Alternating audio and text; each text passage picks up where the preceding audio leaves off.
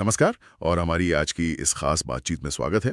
आज हम एक ऐसे नाम पर बात करने वाले हैं जो शायद कई लोगों ने सुना तो होगा, पलिश्ती। हाँ, बिल्कुल। अक्सर वो दाऊद और गोलियत वाली कहानी ही दिमाग में आती है ना। हाँ, हाँ, सबसे पहले वही याद आता है। पर क्या कभी सोचा है कि ये भाई बाइबल की कहानियों से आगे ये लोग असल में थे कौन, इनका असली इतिहास क्या था? तो आज हम इसी पर थोड़ी गहराई से बात करेंगे।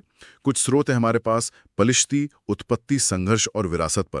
मकसद ये है कि ऐतिहासिक और जो आजकल आर्कियोलॉजिकल सबूत मिल रहे हैं उनकी मदद से समझें कि पलिश्ती असल में कौन लोग थे, कहाँ से टपके थे वे, क्या असर डाला उन्होंने उस वक्त की दुनिया पर और फिर हुआ क्या उनका। चलिए शुरू करते हैं। तो पलिश्ती इतिहास के कुछ ऐसे किरदार हैं जिनके बारे में ज्यादातर हम लड़ाइयों के हवाले से ही जानते हैं। सही कहा। लेकिन कहानी इससे कहीं ज्यादा है। एक स्रोत बताता है कि शायद इनकी जड़ें 12वीं सदी ईसा पूर्व के एजियन इलाके, मतलब आज का ग्रीस, क्रीट या सार्डिनिया, वहां कहीं थीं। पर ये अचानक कनान के तट पर कैसे आ गए, ये थोड़ा अजीब नहीं लगता? हाँ, ये वाकई दिलचस्प सवाल है। इन्हें अक्सर समुद्री लोग या सी पीपल्स कहा जाता है, उस ग्रुप का हिस्सा माना जाता है। समुद्री लोग? हाँ, सुना है इनके बारे में। हाँ, तो प्राचीन मिस्र के जो रिकॉर्ड्स हैं, खासकर फेरो रामेसिस थर्ड के वक्त के, उनमें पेल्सेट नाम के एक ग्रुप का जिक्र है। माना जाता है कि ये पेल्सेट ही पलिश्ती थे। अच्छा। ये वो समय था, आप समझिए लगभग 1200 ईसा पूर्व, जब पूर्वी भूमध्य सागर में बड़ी उथल-पुथल थी। कई पुरानी बड़ी सभ्यताएं खत्म हो रही थीं, टूट रही थीं, तो लोग नई जगहों की तलाश में निकल पड़े थे। मतलब एक तरह का माइग्रेशन था। बिल्कुल। ये सिर्फ हमलावर नहीं थे, एक तरह से प्रवासी थे। बेहतर जिंदगी की तलाश में शायद ये कनान पहुंचे। मतलब आज का जो दक्षिणी इजराइल और गाजा पट्टी का समुद्री किनारा है, वहां आकर बस गए। तो एक बड़े बदलाव के दौर में ये समंदर पार करके आए और यहाँ अपनी नई दुनिया बसाई। अच्छा, पर यहाँ आकर उन्होंने अपने पैर कैसे जमाए? मतलब सिर्फ आ जाना तो काफी नहीं होता। नहीं, बिल्कुल नहीं। एक स्रोत बताता है कि इन्होंने 5 बड़े शहर बसाए, या शायद पहले से बसे शहरों पर कब्जा किया। गाजा, अश्कलोन, अशदोद, गाथ और एक्रोन। हाँ, ये 5 शहर। और इन पांचों के ग्रुप को पेंटापोलिस कहा गया है। तो क्या ये बस 5 अलग-अलग शहर थे, या इनमें कोई कनेक्शन था, कोई सिस्टम था? नहीं, ये सिर्फ अलग-थलग शहर नहीं थे। ये काफी ऑर्गेनाइज्ड एक सोची समझी व्यवस्था थी। पेंटापोलिस, जैसा आपने कहा, एक तरह का संघ था, फेडरेशन कह सकते हैं। अच्छा, एक संघ। हाँ, हर शहर का अपना राजा या सरदार होता था, जिसे सेरिन कहते थे। उनकी अपनी फौज होती थी। मतलब काफी हद तक आजाद थे, लेकिन साथ ही उनकी संस्कृति, उनके रीति रिवाज, शायद उनकी भाषा भी, और उनके जो मुख्य देवी देवता थे, वो सब साझे थे। तो वे कल्चरली और शायद पॉलिटिकली भी एक दूसरे से जुड़े हुए थे, मजबूती से। एक ऐसा संघ जिसमें आजादी भी हो और एकता भी, ये तो जमाने के हिसाब से काफी एडवांस सिस्टम लगता है। बिल्कुल, ये उनकी सामाजिक और राजनीतिक समझ को दिखाता है। और ये सिर्फ पॉलिटिक्स की बात नहीं थी, उनका इकोनॉमिक ढांचा भी बहुत स्ट्रांग था। तो वो कैसे? देखिए, समुद्री किनारे पर बसे थे, तो जाहिर है माहिर नाविक और व्यापारी थे। उनका एजियन दुनिया से, मिस्र से, सबसे व्यापार चलता था। हाँ, लोकेशन का फायदा था। बिल्कुल। और साथ ही जो तटीय मैदान थे, वो उपजाऊ भी थे, तो खेती भी करते थे। तो इस ट्रेड और एग्रीकल्चर दोनों ने मिलकर उन्हें काफी अमीर और शक्तिशाली बना दिया था। और शायद इसी अमीरी और ताकत ने उन्हें अपने पड़ोसियों के साथ, खासकर इजरायली कबीलों के साथ, झगड़े के रास्ते पर डाल दिया होगा, जिनका जिक्र बाइबल में बार बार आता है। हाँ, ये टकराव तो बहुत मशहूर है। वो दाऊद और गोलियत वाली कहानी तो है ही, जिसमें गोलियत को गाथ शहर का एक बहुत बड़ा विशाल पलिश्ती योद्धा बताया है। क्या हमें स्रोतों से ये पता चलता है कि शुरुआती झगड़ों में कौन भारी पड़ रहा था? हाँ, ऐतिहासिक और पुरातात्विक सबूत दोनों इस तरफ इशारा करते हैं कि शुरुआती दौर में, मतलब लगभग 12वीं और 11वीं सदी ईसा पूर्व में, पलिश्तियों का पलड़ा भारी था इजरायली कबीलों पर। अच्छा, क्यों? इसकी एक बड़ी वजह थी उनकी टेक्नोलॉजी। वे लोह युग की शुरुआत में थे और लोहे के हथियार बनाने और इस्तेमाल करने में माहिर हो चुके थे। ओह, आयरन वेपन्स। हाँ, जबकि उस वक्त इजरायली शायद अभी भी कांसे यानी ब्रॉन्ज एज के हथियारों पर ही ज्यादा निर्भर थे। और लोहा जाहिर है ज्यादा मजबूत, ज्यादा असरदार था। हाँ, ये तो बहुत बड़ा फर्क रहा होगा लड़ाई में। बिल्कुल। और सिर्फ हथियार ही नहीं, उनकी मिलिट्री ऑर्गेनाइजेशन भी बेहतर लगती है। उनके पास रथ सेना यानी चारियट्स भी थे। दूसरी तरफ इजरायली कबीले उस वक्त शायद ज्यादा बिखरे हुए थे, कम संगठित थे। तो इसी टेक्नोलॉजिकल और सांगठनिक बढ़त ने पलिश्तियों को शुरुआती लड़ाइयों में जीत दिलाई और कनान के मैदानी इलाकों में अपना दबदबा बनाने में मदद की। लेकिन फिर ये बदला कैसे? क्योंकि बाइबल तो दाऊद की जीत बताती है। हाँ बिल्कुल। बाद में जैसा बाइबल बताती है और कुछ ऐतिहासिक अनुमान भी हैं, राजा शाऊल और फिर खास तौर पर राजा दाऊद के लीडरशिप में इजरायलियों ने खुद को संगठित किया। उन्होंने पलिश्तियों को कड़ी टक्कर दी और धीरे धीरे ये पावर बैलेंस बदला। तो दाऊद ने उन्हें हराया आखिरकार। हाँ, दाऊद ने उन्हें निर्णायक रूप से हराया और उनके फैलाव को रोक दिया। तो ये सिर्फ दो गुटों की लड़ाई नहीं थी, ये पूरे इलाके पर कंट्रोल की एक लंबी और कह सकते हैं जटिल कहानी थी। ये तो हुई लड़ाई और राजनीति की बात, पर ये लोग अपनी रोजमर्रा की जिंदगी में कैसे थे? उनकी संस्कृति, उनकी पहचान, क्या वे अपने आसपास के कनानी लोगों जैसे ही थे या कुछ अलग बात थी उनमें? हाँ, ये बहुत अच्छा सवाल है और आर्कियोलॉजी ने हमें उनकी एक अलग पहचान की काफी दिलचस्प झलकियां दी हैं। जैसे कि सबसे खास है उनके मिट्टी के बर्तन बनाने का स्टाइल। उनकी जो शुरुआती पॉटरी है उसमें ईजियन, माइसिनियन और सिप्रियोट यानी साइप्रस का असर साफ दिखता है। माइसिनियन मतलब यूनानी टाइप। हाँ, खास तरह के डिजाइन, कटोरे, जग, ये सब उस इलाके की कनानी परंपराओं से एकदम हटकर थे। ये एक तरह से उनके बाहरी होने का, उनके ओरिजिन का एक मजबूत पुरातात्विक सबूत है। क्या बात है! मतलब उनके बर्तनों में ही उनकी यात्रा की कहानी छुपी थी। और क्या खास था उनके संस्कृति में? इसके अलावा, जैसा हमने पहले कहा, वे समुद्री व्यापार पर बहुत ज्यादा निर्भर थे। ये उनके शहरों की अमीरी का बेस था। फिर उनकी आर्किटेक्चर, मतलब घर और इमारतें बनाने के तरीके में भी कुछ बाहरी झलक मिलती है। जैसे कुछ इमारतों में खंभों वाले बड़े बड़े हॉल मिले हैं जो एजियन स्टाइल की याद दिलाते हैं। और एक और चीज, उनके अंतिम संस्कार के तरीके।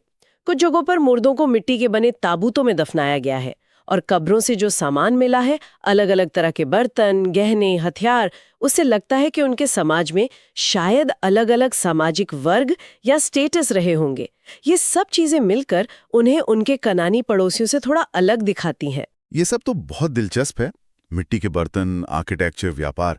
लेकिन क्या हमारे पास उनकी उत्पत्ति और पहचान का कोई और भी मतलब ज्यादा ठोस वैज्ञानिक सबूत है? आजकल तो डीएनए वगैरह की बहुत बातें होती हैं। बिल्कुल बिल्कुल।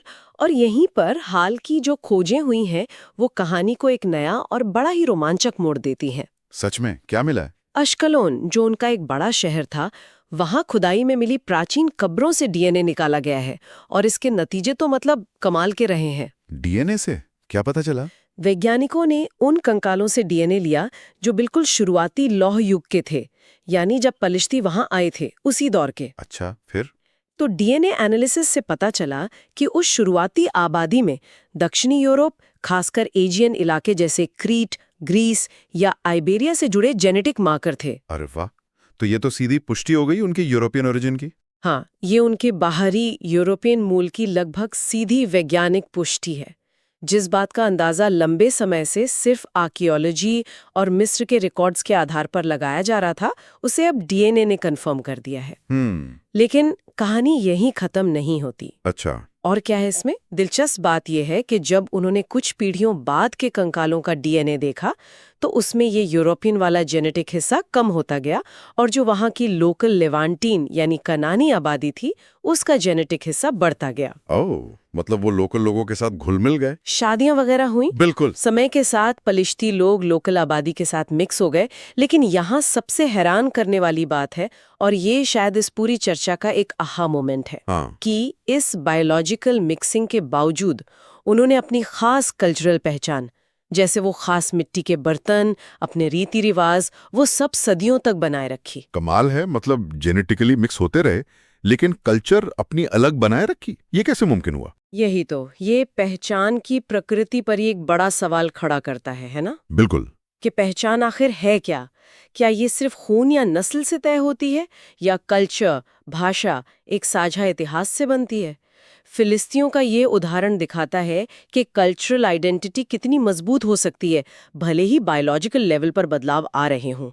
वे बाहर से आए, लोकल लोगों में घुले मिले भी, फिर भी एक अलग ग्रुप के तौर पर अपनी पहचान सदियों तक बनाए रखी।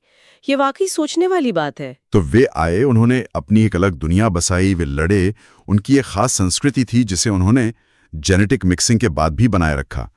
लेकिन फिर आखिर में उनका हुआ क्या? इतिहास के स्टेज से वे लगभग गायब से कैसे हो गए? क्या कोई एक बड़ा झटका लगा या ये धीरे धीरे हुआ? देखिए, ये एक धीमी प्रक्रिया थी, लेकिन इसमें कुछ बहुत बड़े और निर्णायक मोड़ जरूर आए। 8वीं और 7वीं सदी ईसा पूर्व में जब बड़े बड़े साम्राज्य उभर रहे थे, पहले असीरियन और फिर बेबीलोनियन, हाँ, वो बड़े साम्राज्यों का दौर था। उन्होंने पलिश्ती शहरों पर अपना दबदबा बनाना शुरू कर दिया, उन्हें अपने कब्जे में ले लिया, उन पर भारी टैक्स लगाए, उनके राजाओं को अपनी कठपुतली बना दिया। तो उनकी आजादी धीरे धीरे खत्म होती गई। तो उनकी ताकत कम होती गई। हाँ, और फिर आया सबसे बड़ा झटका 604 ईसा पूर्व में। बेबीलोन का जो मशहूर और ताकतवर राजा था, नबूकदनेस्सर सेकंड, हाँ, जिसने यरूशलेम को भी तबाह किया था। बिल्कुल, उसी ने पलिश्ती शहरों के विद्रोह को कुचलने के लिए एक भयानक हमला किया। उसने अश्कलोन और एक्रोन जैसे बड़े और अहम पलिश्ती शहरों को पूरी तरह से बर्बाद कर दिया। आर्कियोलॉजी में उस तबाही की परतें साफ दिखती हैं, जली हुई इमारतें, टूटे हुए बर्तन, हथियार, सब कुछ। बाप रे! तो 604 ईसा पूर्व एक तरह से उनके अंत की शुरुआत थी। हाँ, कह सकते हैं। नबूकदनेस्सर का हमला पलिश्ती आजादी और उनकी राजनीतिक ताकत के ताबूत में आखिरी कील जैसा साबित हुआ। वो जो पेंटापोलिस का सिस्टम था, वो पूरी तरह बिखर गया। तो फिर लोग कहाँ गए? देखिए, इसका मतलब ये नहीं कि पलिश्ती लोग रातों रात गायब हो गए। वो वहीं रहे, लेकिन अब वो एक हारी हुई, बिखरी हुई कौम थे।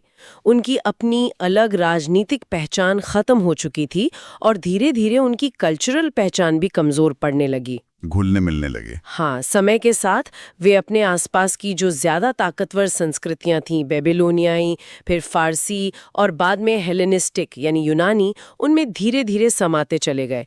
उनकी भाषा बदली होगी, उनके रीति रिवाज बदले और कुछ सदियों के अंदर वे एक अलग पहचानी जा सकने वाली इकाई के तौर पर इतिहास से ओझल हो गए। तो अगर हम इस पूरी बातचीत को समेटे तो क्या खास बातें निकल कर आती हैं? हाँ, हमने देखा कि फिलिश्ती सिर्फ बाइबल के विलन नहीं थे। बिल्कुल नहीं। वो एजियन इलाके से आए समुद्री लोग थे जिन्होंने कनान के तट पर 5 शहरों का एक ताकतवर संघ पेंटापोलिस बनाया।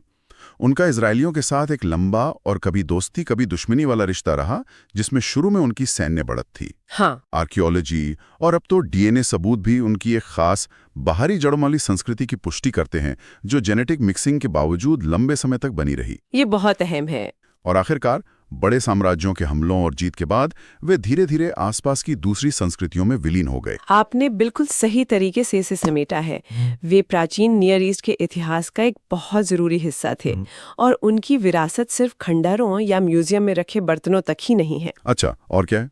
एक दिलचस्प बात यह भी है कि आज हम जिस इलाके को फिलिस्तीन कहते हैं, उस नाम की जड़ें भी कहीं न कहीं इन्हीं पलिश्ती लोगों से ही जुड़ी मानी जाती हैं। अरे हाँ, ये कनेक्शन तो है। उन्हें लगा ये अपने आप में एक अलग और काफी उलझी हुई कहानी है, लेकिन ये दिखाता है कि उनका असर किसी न किसी रूप में आज भी मौजूद है।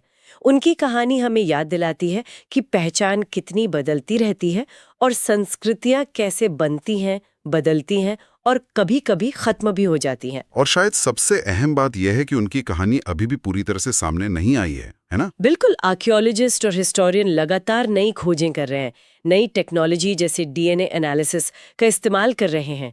इससे पलिश्तियों की दुनिया, उनकी जिंदगी, उनकी विरासत के बारे में हमारी समझ और गहरी होती जा रही है।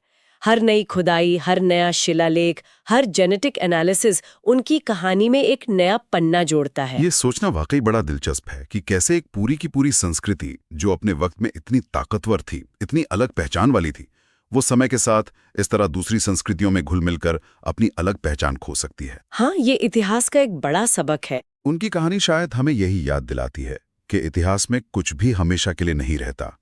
न साम्राज्य, न पहचान, न संस्कृति, सब कुछ बदलता है, रूप बदलता है। आज हम जिसे अपनी ठोस, कभी न बदलने वाली पहचान मानते हैं, क्या पता आने वाले वक्त में इतिहास उसे भी किसी और ही नजरिए से देखे। ये एक ऐसा विचार है जिस पर सोचा जा सकता है।